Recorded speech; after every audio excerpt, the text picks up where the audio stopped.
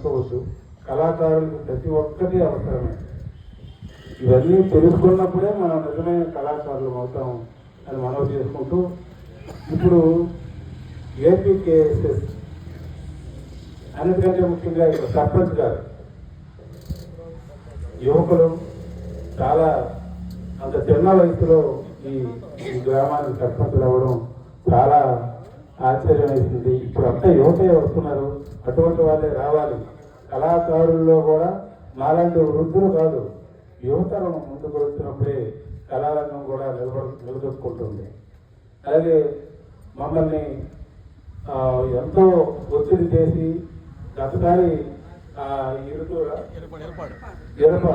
ఇరపాటు తీసుకొచ్చారు శంకరనారాయణ గారు. ఇప్పుడు కూడా మేము బయలుదేరుతున్నప్పుడు 100 సార్లు ఫోన్ చేసుకుంటారు మా గోవిందరావు గారికి, ఎక్కడ ఉన్నారు అని చెప్పి. మంగాదేవి వస్తున్నారా, చంద్రబాబు వస్తున్నారా, ఇదే ప్రశ్నల వర్షంతో మమ్మల్ని ఎక్కడ టీ కూడా తాకుండా చేసి ఇక్కడ లాక్కొచ్చారు. అంత అభిమానం కళాకారులు అంటే వారికి. అటువంటి వాళ్ళు ఉండబట్టే ఇవాళ కళాకారులు ఈ విధంగా మనం అందరం ఓ దగ్గరికి కూడగలుగుతున్నాం.